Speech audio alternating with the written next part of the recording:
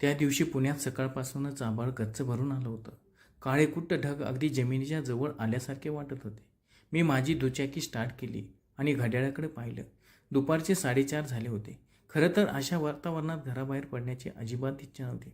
पण आज स्नेहल मॅडमच्या घरी जाणं खूप महत्त्वाचं होतं. मी रोहन एका प्रायव्हेट कंपनीत अकाउंटंट म्हणून काम करतो आणि कॉम्प्युटरच्या काही ॲडव्हान्स कोर्सेससाठी गेल्या 2 महिन्यापासून स्नेहल मॅडमकडे प्रायव्हेट क्लासेस लावले होते. स्नेहल मॅडमबद्दल सांगायचं तर त्या एक अत्यंत सुशिक्षित, समजूतदार आणि देखण्या महिला. वय साधारणतः 35च्या आसपास असेल, पण त्यांना पाहून त्यांच्या वयाचा अंदाज बांधणं कठीण होतं.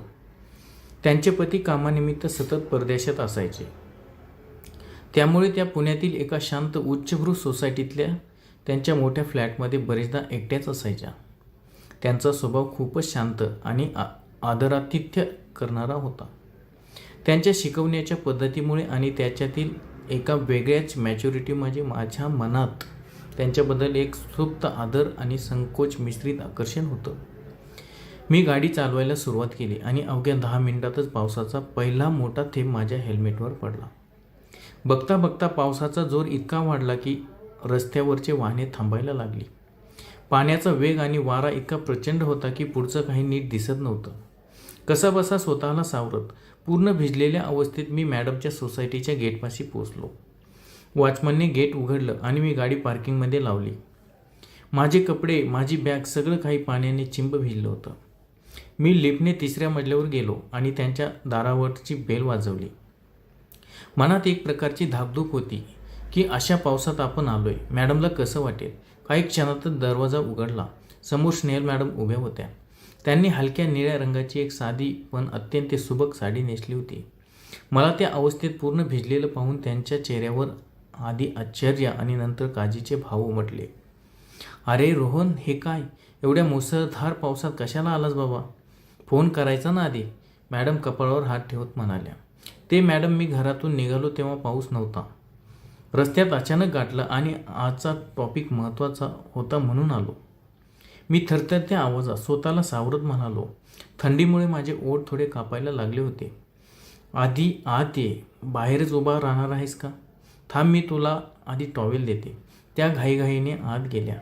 मी हॉलमध्ये पाऊल ठेवलं. बाहेर विजेचा कडकडाट सुरू होता आणि खिडक्यांवर पावसाचे थेंब आदळत असल्याचा मोठा आवाज येत होता.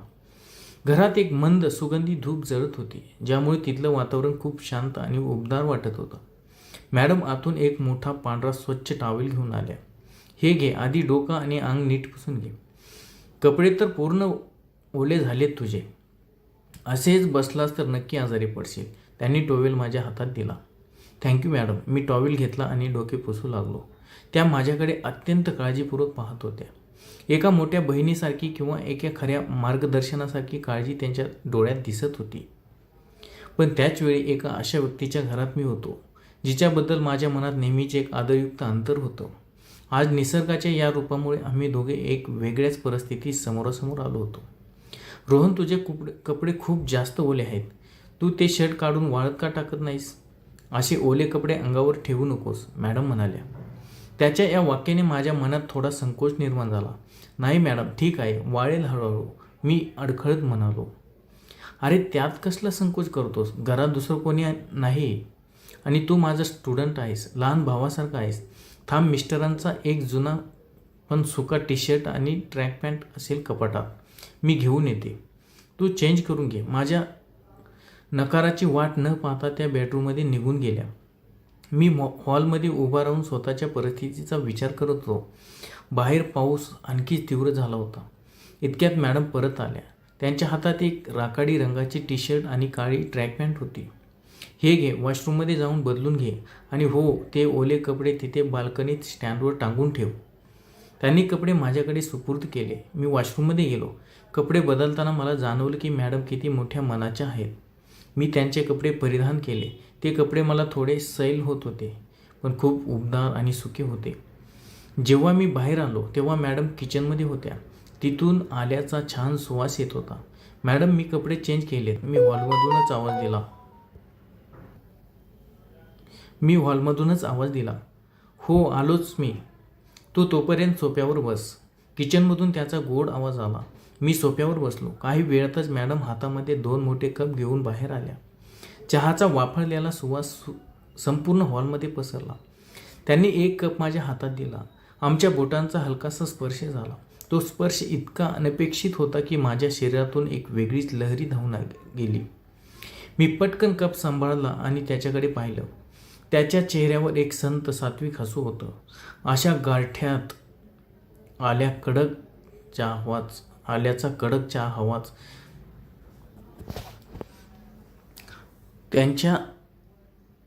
त्यांच्या चेहऱ्यावर एक संत सात्विक हसू होतं. अशा गाठ्यात आल्याचा कडक चहा हवाच. हे घे, तुला बरं वाटेल. त्या समोरच्या सिंगल सोफ्यावर बसत म्हणाल्या. मी चहाचा एक घोट घेतला. खरोखरच अप्रतिम चहा होता. खूप छान झालाय. थँक्यू मॅडम, मी म्हणालो. चला, निदान तुझी थंडी तरी कमी होईल. बाहेर बघ कसं आभाळ फाटल्यासारखा पाऊस पडतोय. आज काही तुला क्लास घेता येईल असं मला वाटत नाही. लाईट कधीही जाऊ शकते आणि या आवाजात लक्ष पण लागणार नाही. मॅडम खिडकीबाहेर पाहत म्हणाल्या. बाहेर इतका अंधार झाला होता की जणू रात्रीचे 8-9 वाजले आहेत असं वाटत होतं. हो मॅडम, पाऊस खूप जास्त आहे. मी खिडकीकडे पाहत म्हणालो. त्या शांततेत फक्त आमचे चहाचे घोट आणि बाहेरच्या पावसाचा आवाज येत होता. तो संकोच हळूहळू कमी होत चालला होता आणि त्याची जागा एका अनामिक शांत जवळकीने घ्यायला सुरुवात केली होती. चहा संपून मॅडमने कप बाजूला ठेवले. लाईट अचानक गुल झाली. संपूर्ण घरात एका क्षणी अंधार दाटून आला. पण मॅडमने लगेचच मोबाईलची फ्लॅशलाईट चालू केली आणि हॉलमध्ये एक मोठी मेणबत्ती पेटवून ठेवली. त्या मेणबत्तीच्या पिवळसर मंद प्रकाशामुळे हॉलमधील वातावरण अजूनच रोमॅन्टिक आणि भावनिक बनलं. चेहऱ्यावर पडणाऱ्या त्या प्रकाशात स्नेहल मॅडम अजून सुंदर दिसत होत्या. मॅडम, लाईट गेली. आता मी निघू का? पाऊस थोडा कमी झाल्यासारखा वाटतोय. मी खोटं बोललो, कारण मला तिथून जाण्याची अजिबात इच्छा नव्हती. पण औपचारिकता म्हणून विचारावं लागलं. अजिबात नाही रोहन. बाहेर बघ किती वारा आहे आणि रस्त्यावर पाणी साठलं असेल. या अंधारात आणि पावसात मी तुला गाडीवरून जाऊ देणार नाही. थोडा वेळ थांब. पाऊस पूर्ण थांबला की जा. मॅडमचा आवाज तो हक्काचा वाटला. आम्ही दोघं मेणबत्तीच्या प्रकाशात गप्पा मारत होतो. सुरुवातीला गप्पा अभ्यासावर आणि कोर्सेसवर झाल्या, पण हळूहळू त्या वैयक्तिक आयुष्याकडे वळल्या. रोहन, कधी कधी खूप एकटं वाटतं रे या मोठ्या घरात, मॅडम अचानक शांत स्वरात म्हणाल्या. त्यांच्या आवाजात एक सुप्त वेदना होती. का मॅडम? सर तर आहेत ना? मी हळूच विचारलं. आहेत, पण फक्त नावापुरते. वर्षातून 9 महिने ते बाहेर असतात.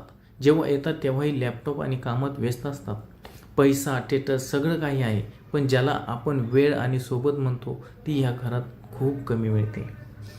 त्यांनी एक दीर्घ श्वास घेतला. त्यांच्या डोळ्यात मेणबत्तीची ज्योत चमकत होती आणि त्यात मला एक अथांग एकटेपणा दिसला. मला त्यांच्याबद्दल खूप सहानुभूती वाटली. एक एवढी सुंदर हुशार स्त्री असूनही त्या आतून किती एकट्या आहेत हे मला आज पहिल्यांदाच समजले. मॅडम, मला माहीत नव्हतं, पण तुम्ही खूप स्ट्रॉंग आहात. तुम्ही स्वतःला इतकं बिझी ठेवता, क्लास घेता. मी त्यांना धीर देण्याचा प्रयत्न केला. हो, स्वतःला गुंतून ठेवावं लागतं, नाहीतर ही शांतता माणसाला पोखरून काढते. पण आज खूप दिवसांनी कोणाशी तरी मनातलं बोलताना खूप हलकं वाटते. त्या माझ्याकडे पाहत म्हणाल्या. त्यांच्या त्या नजरेत एक वेगळाच जिव्हाळा होता. माझ्या मनात त्यांच्याबद्दल असलेला आदर आता एका भावनिक आकर्षणात बदलत होता. आम्ही एकमेकांच्या खूप जवळ आलो आहोत याची जाणीव दोघांनाही होती. पण मर्यादाचे कुंपण अजूनही तिथे होतं. रात्रीचे 8:30 झाले होते. पाऊस थांबायचं नाव घेत नव्हता. उलट त्याचा जोर आणखीच वाढला होता. वादळी वाऱ्यामुळे खिडक्या खाडखाड वाजत होत्या. अचानक एक मोठा विजांचा कडकडाट झाला.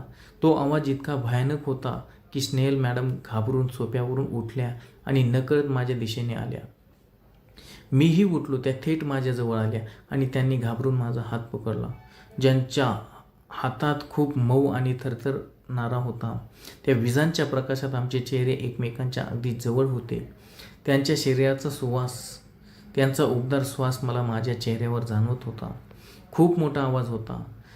त्या चाचरत म्हणाल्या, पण त्यांनी माझा हात सोडला नाही. मॅडम, घाबरू नका, मी आहे ना इथे, मी अत्यंत मऊ आणि धीर देणाऱ्या आवाजात म्हणालो. माझा हात त्यांच्या हातावर घट्ट झाला. या क्षणी आमच्यातील शिक्षक आणि विद्यार्थ्याचं नातं कुठेतरी मागे पडलं होतं. आम्ही दोघे फक्त एक स्त्री आणि एक पुरुष म्हणून एकमेकांसमोर उभे होतो. जे एकमेकांच्या सहवासात सुरक्षितता आणि ऊब शोधत होते. मॅडमने हळूच डोके वर करून माझ्या डोळ्यात पाहिलं. त्या डोळ्यामध्ये भीती कमी आणि एक अनावर ओढ जास्त होती.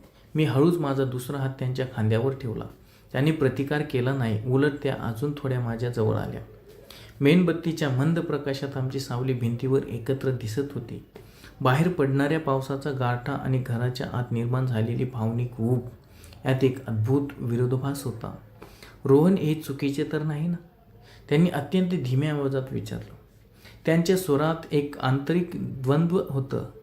मला माहीत नाही मॅडम, काय चूक आणि काय बरोबर.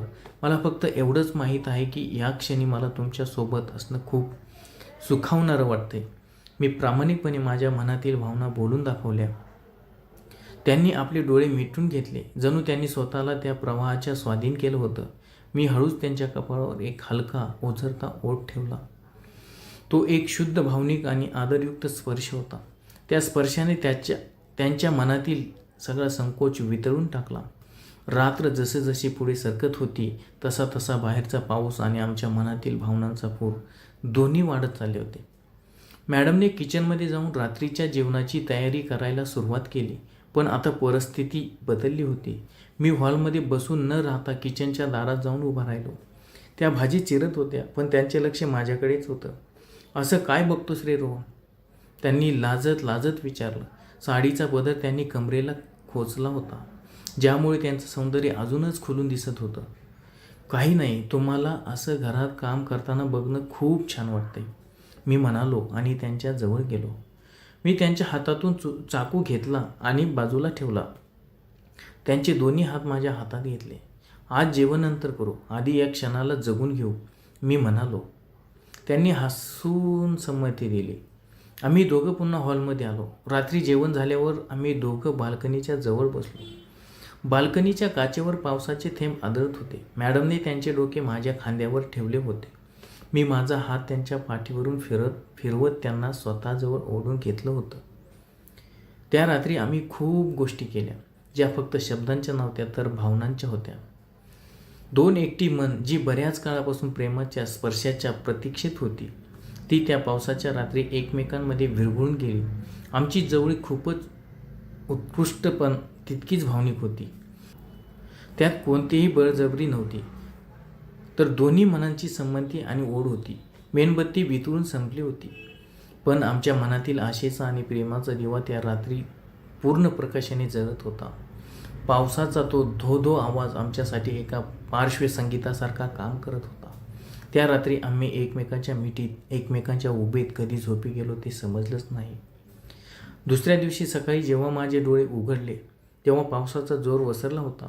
खिडकीतून कोवळं ऊन आत येत होतं. मी पाहिलं, स्नेहल मॅडमच्या माझ्या शेजारीच शांतपणे झोपल्या होत्या. त्यांच्या चेहऱ्यावर एक वेगळंच समाधान आणि शांतता दिसत होती. रात्रीच्या त्या वादळानंतर आलेली ही सकाळ खूपच सुंदर होती. माझ्या हालचालीमुळे त्यांनाही जाग आली.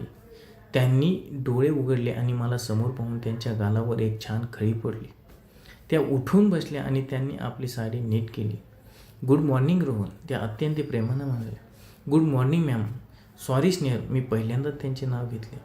त्यांनी माझ्या ओठांवर बोट ठेवले. नाही रोहन, जगासाठी आपण मॅडम आणि स्टुडंटच राहू, कारण या समाजाचे काही नियम आहेत. पण आपल्या मनात या खोलीत आणि त्या पावसाच्या रात्री जे घडलं ते फक्त आपलं असेल. एक असं नातं ज्याला कोणत्याही नावाचे बंधन नसेल.